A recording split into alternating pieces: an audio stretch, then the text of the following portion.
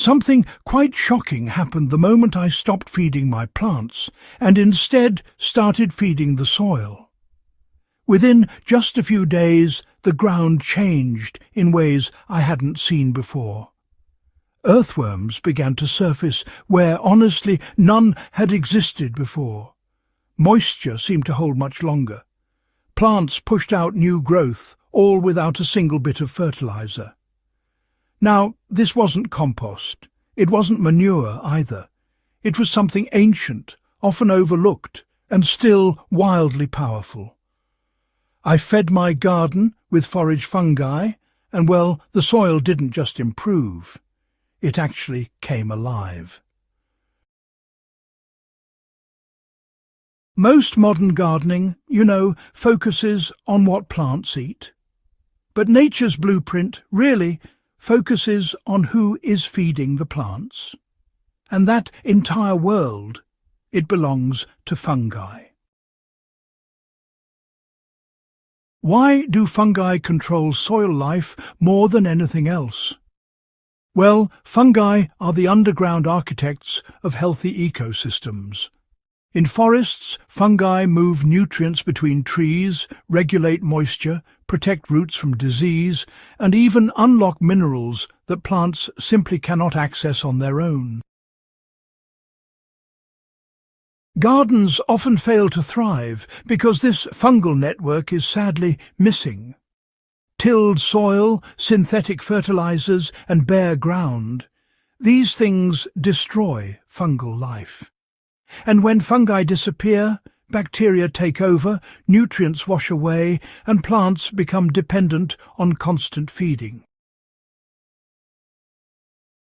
Reintroducing fungi, well, it flips that system back to balance.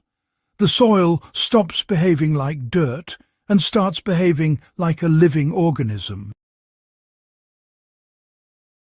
What foraged fungi actually do in the soil is quite remarkable. Foraged fungi introduce active decomposers and mycelial fragments that rebuild underground networks. These fungi break down woody material, convert locked nutrients into plant-available forms, and create stable soil aggregates that hold air and water. Mycelium acts like a biological glue, binding soil particles into structures that resist compaction and erosion. Once established, fungi feed bacteria, bacteria feed protozoa, and nutrients are released exactly when plants need them. This is why, the soil seems to explode with life. It's not sudden, it's activated. Which fungi are safe and effective to forage? You are not foraging mushrooms to eat. You are foraging fungi to inoculate soil. Shelf fungi, decomposing wood fungi, and mature, non-toxic mushrooms growing on logs, mulch, or forest litter are ideal. Avoid brightly coloured or slimy fungi, and never use anything sprayed or growing near roads or contaminated land. The goal is diversity, not identification. Soil systems thrive on complexity. So, here's how you can turn foraged fungi into a soil inoculant. This method, you see, works because it introduces living fungi gently, without, shocking the soil. Start by chopping 1 loosely packed cup of foraged fungi into small pieces. Then place it into a clean container. Next, add 1 tablespoon of unsulfured molasses or, if you prefer, raw honey. Pour in 1 litre of non-chlorinated water. Let this mixture sit for about 12 hours at room temperature, giving it a stir once or twice along the way. After soaking, go ahead and strain out the solids. Dilute the liquid with 4 additional litres of water. This creates a fungal activation solution that can, quite conveniently, be applied immediately.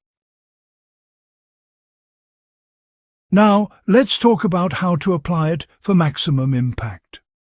Apply the diluted solution directly to the soil, not the leaves. It's best to focus on shaded areas, mulched beds, and the root zones of perennials.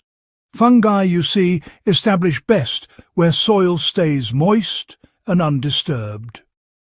After application, cover the area with leaf litter, straw, or wood chips to protect the fungi from sunlight and drying out.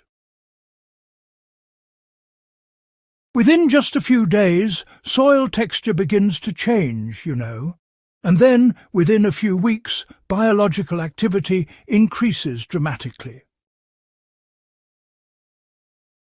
So, what changes will you notice first? Well, the very first sign is moisture retention. The soil stays cool and damp for much longer, even in the heat. Next comes the smell. Healthy, fungal soil smells rich and earthy, never sour. Worm activity increases rapidly as fungi soften the organic matter. And of course, plants respond with darker leaves, thicker stems, and steady growth rather than those quick, weak flushes. Now, these changes happen without adding any nutrients, because, well, the nutrients were already present, but simply inaccessible. So, why does this method actually outperform compost and fertilizers, you might wonder? Well, compost, you see, adds organic matter, and fertilizers, they simply add nutrients. But fungi unlock entire systems. Without fungi, compost tends to decompose rather slowly, and nutrients can, unfortunately, just leach away. But with fungi, compost transforms into a slow-release engine, feeding plants continuously and honestly, quite effortlessly.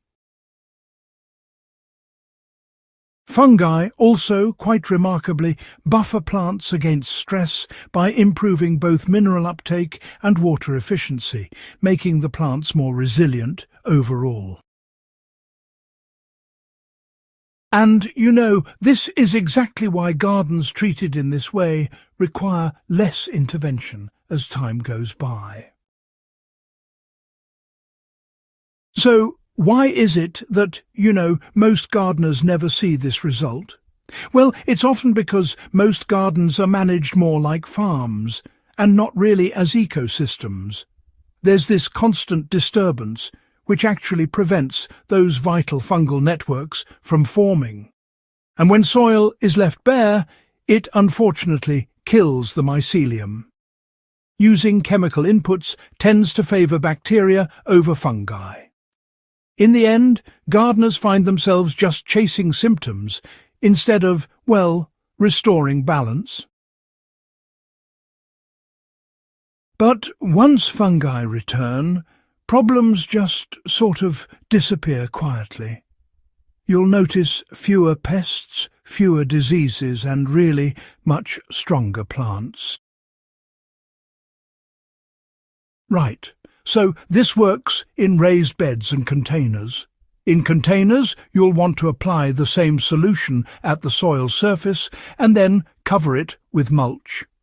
Containers treated in this way, they dry out slower and honestly require less feeding. Raised beds, on the other hand, respond especially fast because fungal networks, they spread so easily through all that organic material. Now, here's the long-term effect most people miss. The biggest change, actually, isn't something you can see. It's structural. Fungal soils over time become resilient. They handle drought, heavy rain, and nutrient stress without, collapsing.